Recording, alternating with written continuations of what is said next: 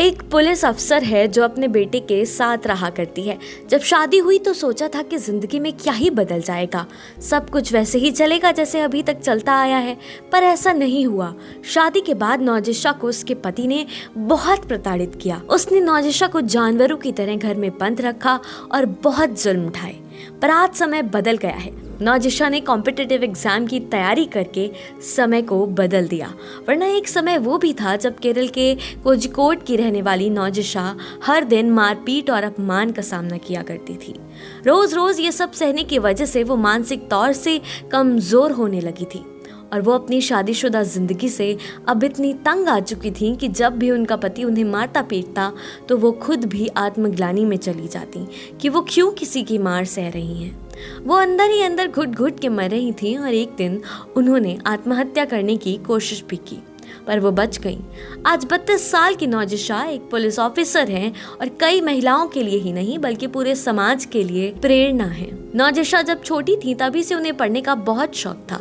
वो बहुत छोटी सी जगह सी थी जहाँ लड़कियों को इतना पढ़ाया लिखाया नहीं जाता था, उनकी शादी कर दी जाती थी। पर नौजिशा ने छोटी जगह से होने के बाद भी हमेशा खुद के पैरों पर खड़ा होने का सपना देखा। उनके माँ बाप ने भी उनका काफी सपोर्ट किया और अपनी बच्ची को काफी पढ़ाया भी। नौजिशा ने कंप्यूटर एप्लीकेशन में मास्टर्स किया है और वो एक गेस्ट लेक्चर के तौर पर भी काम कर चुके हैं। बात 2013 की है। घर में सब बहुत खुश थे क्योंकि सबकी लाडली बेटी नौजिशा की शादी होने वाली थी।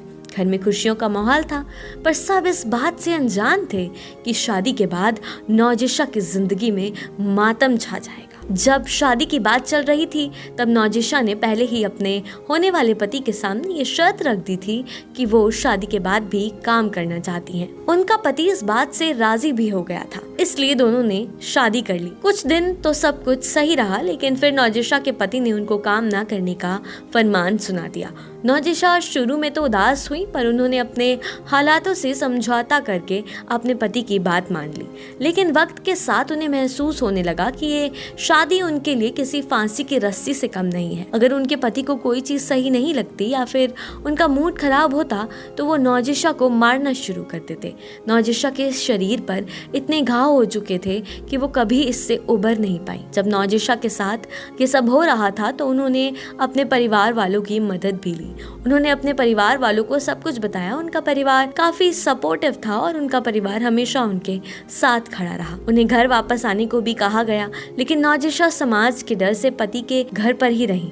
मुझे तो लगता है कि हम समाज के बारे में इतना क्यों सोचते हैं? क्या समाज वाले हमारे घर में राशन दे रहे हैं? क्या वो नौजिशा के बदले की मार खा रहे हैं? नहीं ना। फिर नौजिशा को इस बात से इतना फर्क क्यों पड़ रहा है? सालों तक वो इस शादी को झेलती रही और तब तक झेलती रही जब तक उसकी हिम्मत पूरी तरह नहीं टूट गई।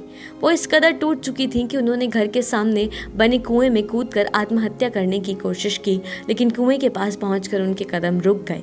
फिर उन्होंने हालातों से लड़ने का फैसला लिया।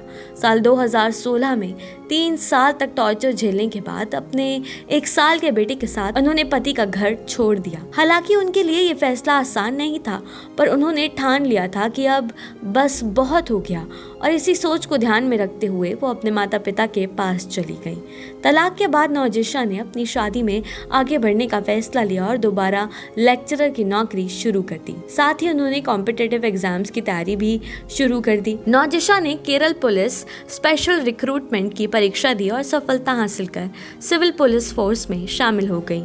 आज नौजिशा अपनी मेहनत और जुनून से केरल में पुलिस ऑफिसर के तौर पर काम कर रही हैं और लोगों को सुरक्षित रखने का जिम्मा अपने कंधों पर उठा रही हैं। देर से ही सही, पर नौजिशा ने अपने लिए फैसला तो लिया। नौजिशा आज बहुत लोगों को हिम्मत दे रही हैं। यूथ आइकन ऑफ इंडिया में आज के लिए बस इतना ही। आपको हमारी कहानी कैसी लगी हमें कमेंट बॉक्स में जरूर बताएं और ऐसी ही और कहानियों को जानने के लिए देखते रहिए यूथ आइकन ऑफ इंडिया।